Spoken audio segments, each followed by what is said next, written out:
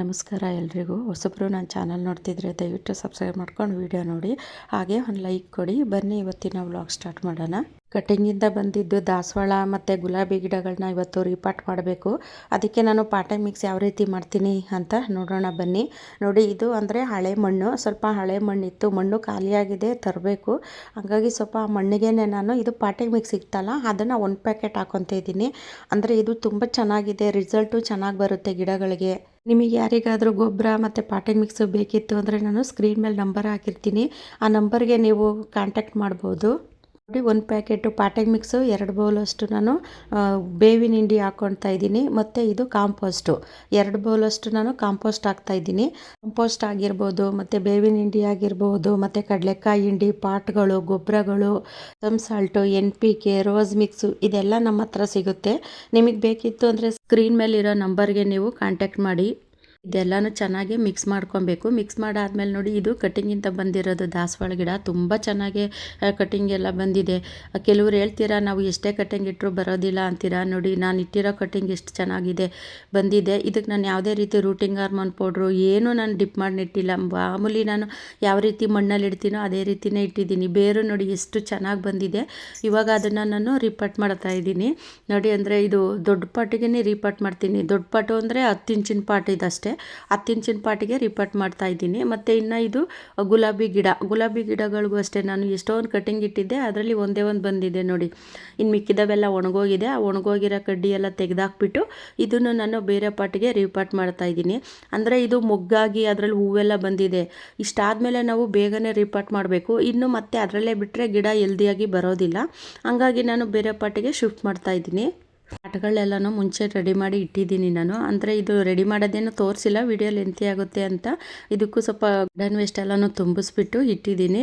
ಈಗ ಅದ್ರ ಮೇಲೆ ನಾನು ಗಿಡಗಳನ್ನ ಇಡ್ತಾ ಇದ್ದೀನಿ ನೋಡಿ. ಅಂದರೆ ತುಂಬ ಚೆನ್ನಾಗಿ ರಿಸಲ್ಟ್ ಬರುತ್ತೆ. ಯಾಕೆ ಅಂದರೆ ಇದು ನಾನು ಪಾಟೆ ಮಿಕ್ಸಿಗೆ ಮಿಕ್ಸ್ ಮಾಡಿದ್ದೀನಲ್ಲ, ಅದನ್ನು ಬಳಸೋದ್ರಿಂದ ತುಂಬ ಚೆನ್ನಾಗಿ ಗಿಡಗಳಿಗೆ ರಿಸಲ್ಟ್ ಬರುತ್ತೆ. ಇನ್ನು ಇದು ಅಷ್ಟೇ, ಮಲ್ಲಿಗೆ ಗಿಡ. ಅಂದರೆ ಇದು ನಾನೇನು ಕಟಿಂಗ್ ಇಡಬೇಕು ಅಂತ ಏನು ಇಟ್ಟಿರಲಿಲ್ಲ. ಅದು ಮಲ್ಲಿಗೆ ಗಿಡನ ಪ್ರೂನ್ ಮಾಡಬೇಕಾದ್ರೆ ನಾನು ಸುಮ್ಮನೆ ಅಲ್ಲಿ ನೋಡೋಣ ಅಂದ್ಬಿಟ್ಟು ಇಟ್ಟಿದ್ದೆ. ಅದು ಚೆನ್ನಾಗಿ ಬಂದಿದೆ. ಇದು ಮಲ್ಲಿಗೆ ಗಿಡನೂ ಅದು ಎಷ್ಟು ಉದ್ದ ಬೇರೆಲ್ಲ ಬಿಟ್ಕೊಂಡಿದೆ ನೋಡಿ. ಅದನ್ನು ಸ್ವಲ್ಪ ಇವತ್ತು ನಾನು ಈ ಚಿಕ್ಕ ಪಾಟಿಗೆ ರಿಪಾಟ್ ಮಾಡ್ತಿದ್ದೀನಿ. ಅಂದರೆ ಇಷ್ಟು ಚಿಕ್ಕ ಸಸಿನ ನೀವು ದೊಡ್ಡ ಪಾಟಿಗೆ ರಿಪಾಟ್ ಮಾಡಬಾರ್ದು, 10 ಇಂಚಿನ ಪಾಟಿಗೂ ಮಾಡೋಕ್ಕೆ ಹೋಗಬಾರ್ದು. ಈ ನರ್ಸರಿಯಿಂದ ಗಿಡಗಳನ್ನ ತಂದಾಗ ಅದು ಚಿಕ್ಕ ಚಿಕ್ಕ ಪಾಟ್ ಇರುತ್ತೆ, ಕವರ್ ಇರುತ್ತೆ ನೋಡಿ, ಆ ಥರದಕ್ಕೆ ಮಾತ್ರ ರಿಪಾಟ್ ಮಾಡಬೇಕು. ಯಾಕೆಂದರೆ ನೋಡಿ, ಅಲ್ಲಿ ಗಿಡ ಇನ್ನೂ ಚಿಕ್ಕದು, ಹಂಗಾಗಿ ನಾವು ದೊಡ್ಡ ಪಾಟಿಗೆ ರಿಪಾಟ್ ಮಾಡಬಾರ್ದು. ಹಂಗೆ ನೋಡಿ, ಅದರಲ್ಲಿ ಎಷ್ಟು ಚೆನ್ನಾಗಿ ಬೇರೆಲ್ಲ ಬಿಟ್ಕೊಂಡಿದೆ ನೋಡಿ. ಅಲ್ಲಿ ಅದರಲ್ಲೂ ಒಂದು 2 ಕಡ್ಡಿ ಏನೋ ಒಣಗೋಗಿದೆ, ಒಂದು 3 ಕಡ್ಡಿನೋ ಏನೋ ಬಂದಿದ್ದಾವೆ. ಅಂದರೆ ನಾನೇನು ಇದೆ ಬೇಕು ಅಂತ ಇಟ್ಟಿರಲಿಲ್ಲ, ಸುಮ್ಮನೆ ಅಲ್ಲಿ ನೋಡೋಣ ಅಂತ ಇಟ್ಟಿದ್ದೆ. ಅಂದರೂ ಚೆನ್ನಾಗಿ ಬಂದಿದೆ. ಹಂಗಾಗಿ ಇವತ್ತು ಅದನ್ನೆಲ್ಲ ಬೇರೆ ಪಾಟಿಗೆ ಶಿಫ್ಟ್ ಮಾಡ್ತಾ ಇದ್ದೀನಿ. ನಿಮಗೆ ಪಾಟ್ಗಳು ಬೇಕಿತ್ತು ಅಂದರೂ ಅಷ್ಟೇ, 16 ಇಂಚಿನ ಪಾಟು ತುಂಬ ಕಡಿಮೆ ಪ್ರೈಸಲ್ಲೇ ಕೊಡ್ತಾ ಇದ್ದೀನಿ. 150 ರೂಪಾಯಿಗೆ ಯಾರೂ ಕೊಡೋದಿಲ್ಲ 16 ಇಂಚಿನ ಪಾಟು. ಮತ್ತು ಇನ್ನು 14 ಇಂಚಿನ ಪಾಟು 120. ಇಷ್ಟು ಕಡಿಮೆಗೆ ಎಲ್ಲೂ ಸಿಗೋದಿಲ್ಲ. ಬೇಕಿತ್ತು ಅಂದರೆ ನೀವು ಎಲ್ಲ ಕಡೆ ವಿಚಾರಿಸ್ಕೊಂಡು ಬನ್ನಿ, ಎಲ್ಲೂ ಸಿಗೋದಿಲ್ಲ ಪಾಟ್ಗಳು. ನಮ್ಮ ಹತ್ರ ಸಿಗುತ್ತೆ. ಕ್ವಾಲಿಟಿ ಅಂತೂ ತುಂಬಾ ಚೆನ್ನಾಗಿರುತ್ತೆ. ಕ್ವಾಲಿಟಿ ಬಗ್ಗೆ ಮಾತಾಡೋಂಗೆ ಇಲ್ಲ. ಹಂಗೆ ನಾನು ಬಳಸ್ತಾ ಇರೋಂತಹ ಪಾಟ್ಗಳನ್ನೇ ನನ್ನ ವ್ಯೂವರ್ಸಿಗೆ ಕೊಡಬೇಕು, ಅದು ಕಡಿಮೆ ರೇಟಲ್ಲೇ ಕೊಡಬೇಕು ಅನ್ನೋದಕ್ಕೋಸ್ಕರನೇ ನಾನು ಹೇಳ್ತಾ ಇರೋದು. ಇದು ಸುಗಂಧರಾಜದ್ದು ಗೆಡ್ಡೆ. ಅಂದರೆ ಮೊದಲೊಂದು ರಿಪಾಟ್ ಮಾಡಿದ್ದೆ. ಅಂದರೆ 3 ಗೆಡ್ಡೆಗಳಿದ್ದಾವೆ ನನ್ನ ಹತ್ರ. ಅಂದರೆ ಫಸ್ಟ್ಗೆ ತಗೊಂಬಂದಾಗ ನಾನು ಚಿಕ್ಕ ಚಿಕ್ಕ ಪಾಟಲ್ಲಿ ಇಟ್ಟಿದ್ದೆ, ಅದು ಇವಾಗ ಸ್ವಲ್ಪ ದೊಡ್ಡದಾಗಿದೆ ಅಲ್ಲ ಅಂದ್ಬಿಟ್ಟು ನಾನು ಅದನ್ನು 12 ಇಂಚಿನ ಪಾಟಿಗೆ ರಿಪಾಟ್ ಮಾಡಿದ್ದೀನಿ. ಅಂದರೆ ಅಷ್ಟು ಸಾಕು ಅದಕ್ಕೆ. ಅಂದರೆ ಸ್ವಲ್ಪ ಅದಕ್ಕೆ ದೊಡ್ಡದಾಗಿರೋಂತಹ ಪಾಟಿಗೆ ರಿಪಾಟ್ ಮಾಡಿದ್ರೆ ಅದು ಗೆಡ್ಡೆಗಳೆಲ್ಲ ಜಾಸ್ತಿ ಬಿಟ್ಕೊಳೋದಕ್ಕೆ ಅನುಕೂಲ ಆಗುತ್ತೆ. ಇವು ಸ್ವಲ್ಪ ಹೈಬ್ರಿಡ್ಡು ದಾಸವಾಳ ಕಟಿಂಗ್ ಇಡ್ತಾ ಇದ್ದೀನಿ. ಕೆಲವ್ರು ಹೇಳ್ತಿರಲ್ಲ ಹೈಬ್ರಿಡ್ಡು ಬರೋದೇ ಇಲ್ಲ ಅಂತೀರ. ನನ್ನ ಗಾರ್ಡನಲ್ಲಿ ನೋಡಿ ಎಷ್ಟು ಚೆನ್ನಾಗೇ ಬಂದಿದೆ. ಮತ್ತು ಮೊನ್ನೆ ಒಬ್ಬರು ಕಮೆಂಟ್ ಮಾಡಿದರು ನನಗೆ, ನೀವು ಮಾಡೋ ರೀತಿಯೇ ನಾನು ಟ್ರೈ ಮಾಡಿದೆ, ತುಂಬ ಚೆನ್ನಾಗಿ ರಿಸಲ್ಟ್ ಎಲ್ಲ ಬಂದಿದೆ ಅಂತಲೂ ಹೇಳಿದ್ರಿ. ತುಂಬಾ ಖುಷಿ ಆಯಿತು ನನಗೆ. ಇಡಬೇಕಾದ್ರೆ ಮಣ್ಣು ಫ್ರೀ ಆಗಿರಬೇಕು, ಅಂಥ ಮಣ್ಣಲ್ಲಿ ಕಟಿಂಗ್ ಇಟ್ಟರೆ ತುಂಬ ಚೆನ್ನಾಗಿ ಬರುತ್ತೆ. ನಾನು ಆವಾಗಲೇ ಒಂದು ಕಟಿಂಗಿಂದ ಬಂದಿದ್ದ ದಾಸವಾಳ ಗಿಡ ರಿಪಾಟ್ ಮಾಡಿದೆ ನೋಡಿ. ಅದು ನಾನು ಅದು ತೆಗಿಬೇಕಾದ್ರೆ ಸಸಿನ ಮಣ್ಣು ಯಾವ ರೀತಿ ಉಡಿಯಾಗಿತ್ತು ನೋಡಿ, ಆ ರೀತಿ ಇರಬೇಕು. ಜಿಗಿ ಇತ್ತು ಅಂದರೆ ಮಣ್ಣು ಅದು ಗಿಡ ಕೊಳ್ತೋಗುತ್ತೆ. ಯಾಕೆಂದರೆ ನಾವು ಇಟ್ಟಿದ್ದಂತಹ ಕಟಿಂಗು ನೀರು ಹಾಕ್ತಾ ಇರ್ತೀವಿ, ಮಣ್ಣು ಜಿಗಿ ಇರುತ್ತೆ, ಅದು ಅಲ್ಲೇ ಕೊಳಿಯೋಕ್ಕೆ ಸ್ಟಾರ್ಟ್ ಆಗುತ್ತೆ. ಹಂಗಾಗಿ ನಾವು ಹಾಕಿದ ನೀರು ಕೆಳಗಡೆ ಸರಳವಾಗಿ ಇಳಿದೋದ್ರೆ ಮಾತ್ರ ಕಟಿಂಗ್ ಎಲ್ಲ ಚೆನ್ನಾಗಿ ಬರೋದು.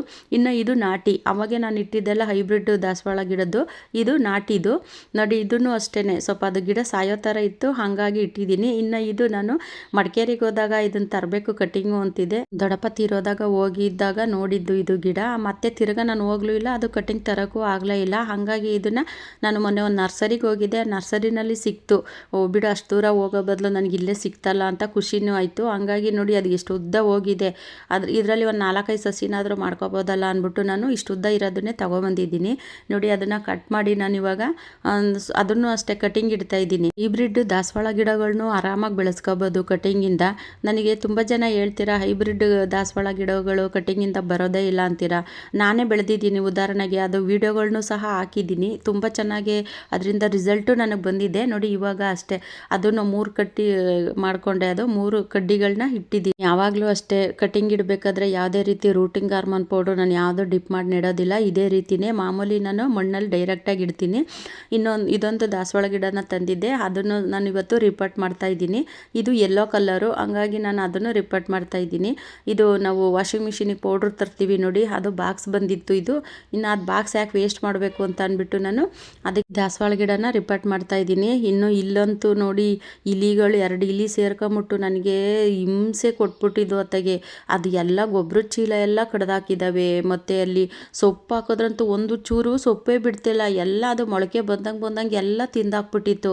ನನಗೆ ಈ ಸರಿ ಸೊಪ್ಪೇ ಬಂದಿಲ್ಲ ನನಗೆ. ಮೊನ್ನೆ ನಾನು ಬೀಜ ಹಾಕಿದ್ದೆಲ್ಲ ತೋರಿಸಿದ್ದೆ ನೋಡಿ ವಿಡಿಯೋದಲ್ಲಿ, ಅದು ಬಂದಿದ್ದು ಸೊಪ್ಪೆಲ್ಲ ಒಂದು ಚೂರು ಬಿಟ್ಟಿಲ್ಲ. ಮತ್ತು ತರಕಾರಿ ಬೀಜಗಳು ಅಷ್ಟೇ, ಅದು ಮೊಳಕೆ ಬಂದಂಗೆಲ್ಲ ತಿಂದಾಕ್ತಿತ್ತು. ಆಮೇಲೆ ನೋಡಿ ಇವಾಗ ಇದೆಲ್ಲನೂ ತೆಗೆದು ನೋಡಿ ಈ ರೊಟ್ಟೆಲ್ಲ ಕಡ್ದು ಯಾವ ರೀತಿ ಮಾಡಿದೆ. ಜಾನಿ ಇದ್ದಿದ್ದಕ್ಕೆ ಅವತ್ತು ಇಲಿಗಳು ಹಿಡಿಯೋಕ್ಕೆ ಅನುಕೂಲ ಆಗಿದ್ದು. ನಾವೊಂದು ಕಡೆ ಹೊಡಿಯೋಕೆ ಹೋದರೆ ಅದೇ ಒಂದು ಕಡೆ ಹೋಗ್ತವೆ. ಇವು ಹೆಂಗೆ ಬರುತ್ತೆ ಅಂದರೆ, ನಾವು ನೀರು ಹೋಗೋಕ್ಕೆ ಪೈಪೆಲ್ಲ ಬಿಟ್ಟಿರ್ತಾರೆ ನೋಡಿ, ಅದನ್ನು ನೀವು ಗಾರ್ಡನ್ ಕೆಲಸ ಎಲ್ಲ ಮುಗಿಸಿ ನೀರೆಲ್ಲ ಗಿಡಗಳಿಗೆ ಹಾಕಿ ಮನೆಗೆ ಬರ್ಬೇಕಾದ್ರೆ ಅದು ಓಲು ಕ್ಲೋಸ್ ಮಾಡಿಬಿಟ್ಟು ಬನ್ನಿ, ಇಲ್ಲಾಂದರೆ ಈ ಥರ ಸಮಸ್ಯೆ ಆಗುತ್ತೆ ನೋಡಿ. ರೊಟ್ಟೆಲ್ಲ ತಿಂದು ಯಾವ ರೀತಿ ಮಾಡಿದೆ. ಇವತ್ತು ನಮ್ಮ ಜಾನಿ ಹೀರೋ ಆಗಿದ್ದಾನೆ. ಯಾಕೆ ಹೀರೋ ಆಗಿದ್ದಾನೆ ಅಂದ್ಕೊಂಡ್ರಾ? ಹೌದು, ಯಜ್ಞ ಹಿಡಿಯೋಕೆ ಅವನೇ ನಮ್ಗೆ ಹೆಲ್ಪ್ ಮಾಡಿದ್ದು. ನಾನಲ್ಲಿ ಅದನ್ನೆಲ್ಲ ತೆಗೆದು ಹಿಂಗೆ ಹಾಕ್ಬೇಕಾದ್ರೆ ಅವು ಓಡೋಗ್ತಾ ಇದ್ದು.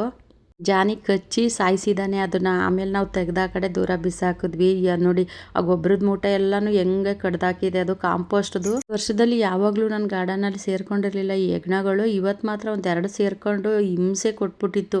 ಅದೆಲ್ಲ ಕ್ಲೀನ್ ಮಾಡಿ ನೋಡಿ, ಅದು ಯಜ್ಞ ಎಲ್ಲ ಸಾಯಿಸಿ ಆ ಕಡೆ ಬಿಸಾಕಿ ಇವಾಗೆಲ್ಲ ಕ್ಲೀನಾಗಿ ಜೋಡಿಸಿದ್ದೀನಿ ನೋಡಿ.